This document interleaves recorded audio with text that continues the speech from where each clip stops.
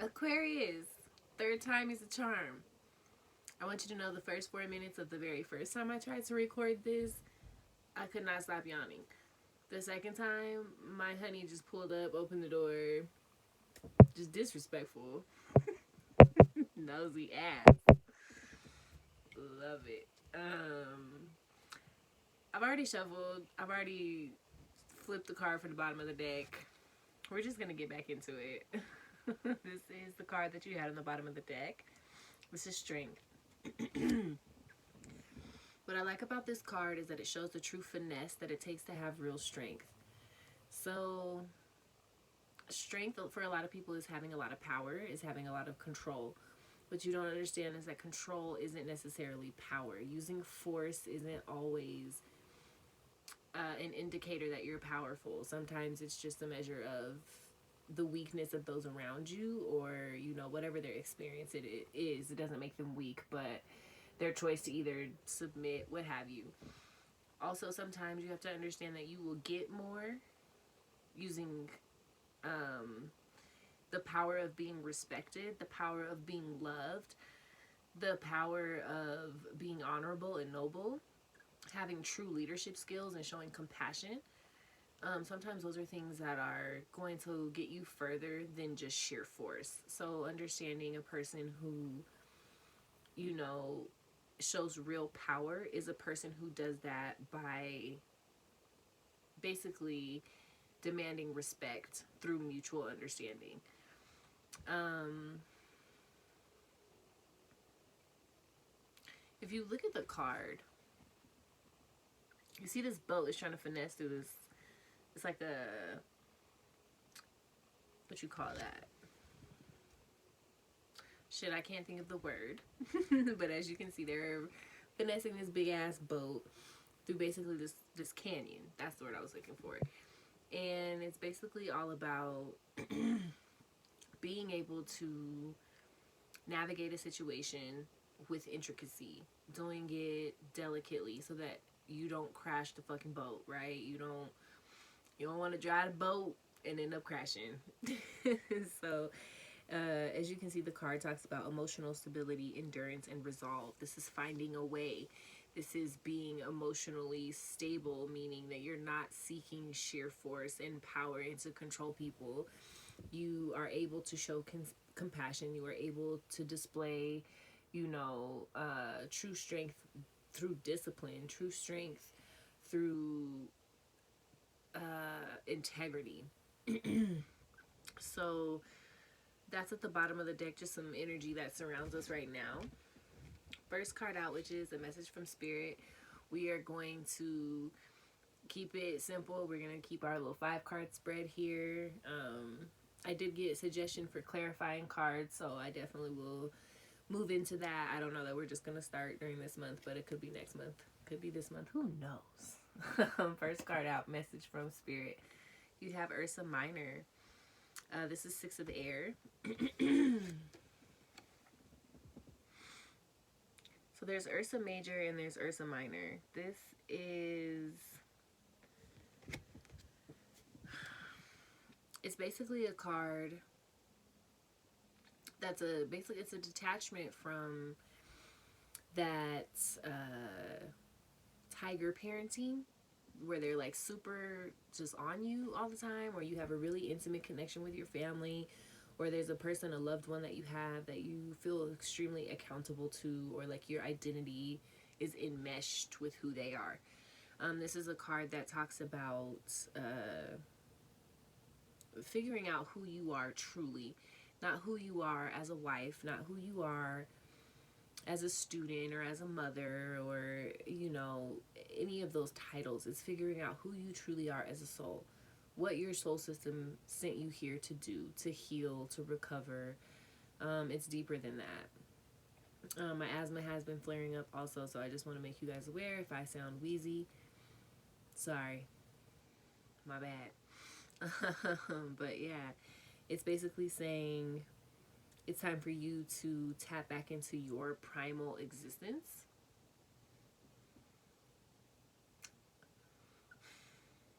Aquarius. I knew it. Aquarius, are y'all tired? Because I have been trying to do your reading and I just keep yawning. I don't understand it. Anyway, this is basically saying there is an awareness that you need to bring back to who you truly are. They call it returning to home. There's a space in you that you need to return to, that you need to be aware of. There's a neglected part of you that is unattended, that is unhealed, and it's time for us to tap in there. It's time for us to kind of separate our identity from titles and express our identity again as a soul. Next card out. Okay. This is Nine of Fire. This card is wild. I don't know what's going on. What's happening to the cow?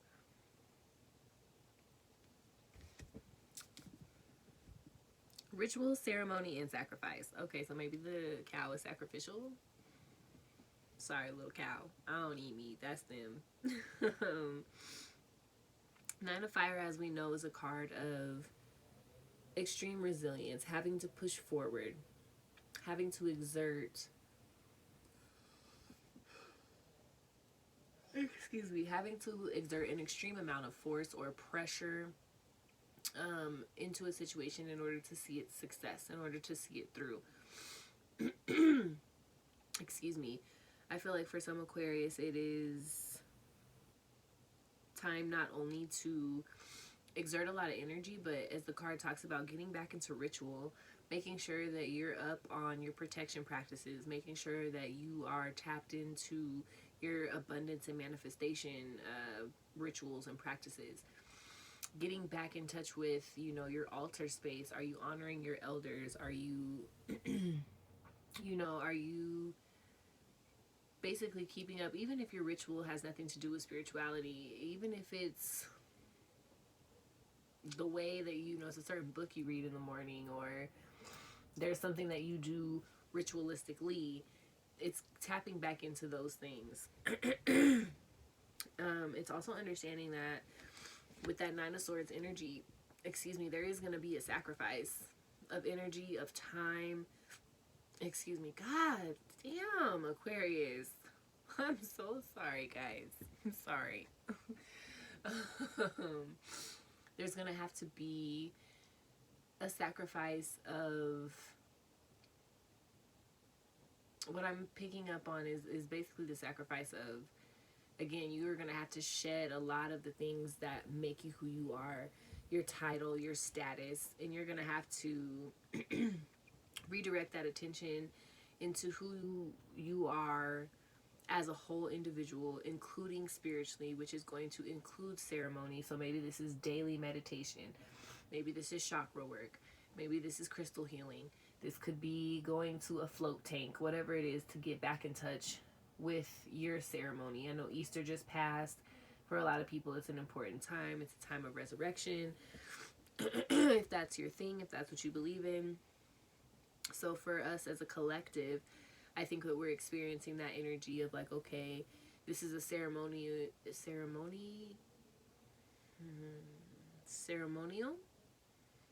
time of year where people start to reconnect. I know people who don't go to church, but on Sunday, Easter Sunday, you know what I mean? So it's like the collective is tapping into their rituals, their practices, their heritage. And especially, I've been having a lot of conversation with people around this coronavirus shit and how it's really decolonizing a lot of systems. It's decolonizing food. It's decolonizing a capitalistic system. It's decolonizing the way that we exist with one another. It's basically saying we're, for a lot of us, we prayed for this system to kind of fall, for this system to be rearranged. It's actively doing that right now. So it's going to come with sacrifice, quarantine. It's going to come with, the sacrifice of toilet paper for some sad people. It's going to come with the sacrifice of, that human connection right now, that physical touch, that physical affection from friends, from family, from, people that don't live in our immediate households or whatever. But it is breaking down the system. It is actively the sacrifice that we're making in order to see a change. People are considering growing their own food again. People are considering homeschooling their children. People are, reconsidering investing their money into a fucking system that at any given point can just fail. So with all of that said, excuse me, again, those things come with sacrifice, and it comes with persistence and having to really push through. So in the physical, you guys are really, again, experiencing what it means to have to sacrifice, what it means to get back into ceremony, to pray, to use your spiritual power in order to show your true strength, right? So in the place of water, you have the Ace of Fire. I love this card because look how dope she is. Like, supposedly he's the sculptor, but you see she's holding him. It's like creation is holding the creator. This is talking about your creative vision, artistic creation, and the creator. Again, it's in alignment with this feeling of who is your identity? Who did creator send you here to be? Because I can guarantee you it wasn't to come here to achieve status. It wasn't to come here to be, the quote that comes up for me is a Bible quote, which is, be in the world, not of it. I feel like for Aquarius, we do get easily distracted since we are so in tune with the collective of what the collective is into. What are we doing? Are we TikToking? Are we, what's going on? So I feel like for us, status can be sometimes important in order for us to basically just stand out in a system that's meant for us to fit in. We don't necessarily want to fit in, but we damn sure want to stand out, and we want you to see us doing it. So with that said, Aquarius, you're going to have to consider, which position are you in right now? Are you the creator? Are you experiencing and expressing a lot of creative energy and you need a place to channel it, or have you been channeling it, and now it's time for you to step back and be like, damn, this is what I've created. This is something, that I've built. This is something that I've invested a lot of energy into. Or are you the creation? Are you tapped into the energy of like, damn, I'm grateful, to have this body that has all of these cells that make up these organs, that do all of these different things, that function to keep me alive. I don't have to think about blinking and breathing and my heart beating. When I think of being a creation and I think of those things and I consider that, I'm just always in awe. And it reminds me, like, that little cellulite on the back of my legs ain't gonna hurt nobody. It ain't gonna kill me. I have systems in place in my body that are immaculate and that are doing work for me every single day. So how dare I, discredit the creation that I am and therefore discredit my creator? All of that to say, whether it's art in the physical sense, if it's your emotional artistry and you're working on being able to express your emotions in different various ways, be it through art therapy or whatever. If you are a musician, a rapper, writer, whatever, and this is, you're feeling like you are ready to create. You feel on an emotional level, you feel the strong pull to get your ideas on paper or to record or whatever. Now is a good time to tap in and to do that.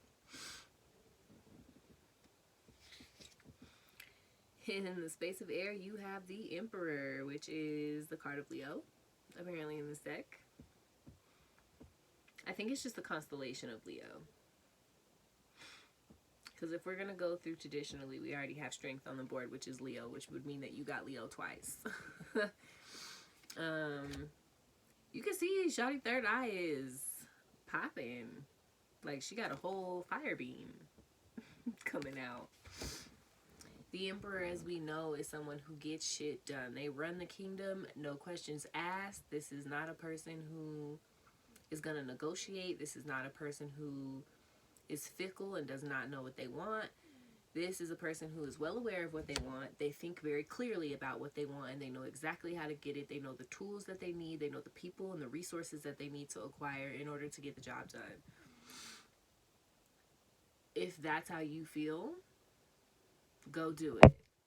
If you know what you need to be doing and you know you have the tools and the resources to do it, do it. If you've been wanting to create and you have time now, don't waste it. Go do it. Like, if you have been tapped into a new space and a new part of you, and you are finally willing to invest in that artistic creative space, do it. This card talks about reputation, showmanship, chivalry, and loyalty. Reputation, I feel like, is what will keep. We talked about status, right? We talked about coming here for more than just a title. Your reputation a lot of times is highly dependent upon your status and your title and all the shit that people think of you. These are people who don't necessarily know you. They don't know your soul system. They don't know your seed thoughts. They don't know your experiences and the things that have happened to you that have been the catalyst to push you to who you are. So fuck a reputation. Showmanship. Again, when we're talking about artistry and creativity, Leo is the sign of showmanship. Like, they want you to see them. Drake has a Leo placement. So under all that Scorpio water, he definitely wants you to see his flame.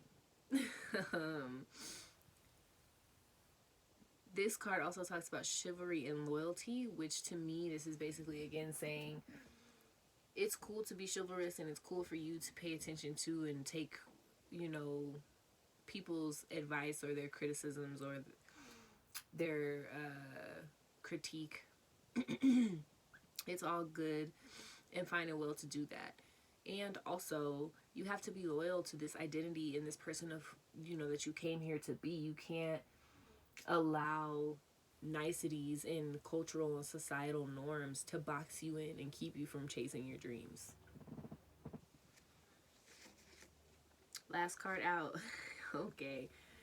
Aquarius, y'all ready to play with fire? You have Leo. Okay, you got the Ace of Fire. You got the Nine of Fire. And then you got the Magician, which is a fire card, which in this deck stands for Aries.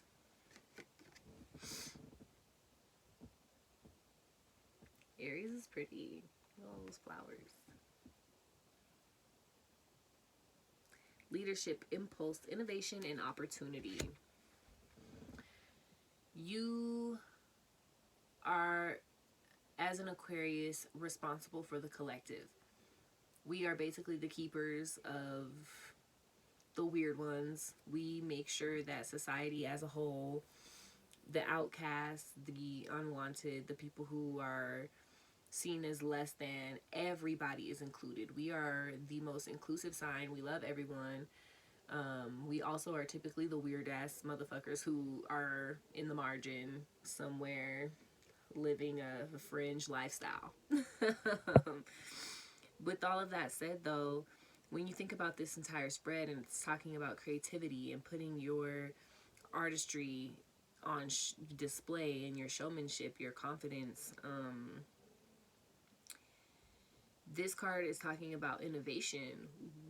That is a trait that Aquarius is known for. We're known for being genius and thinking outside of the box. So with your artistry, it's time for you to be innovative.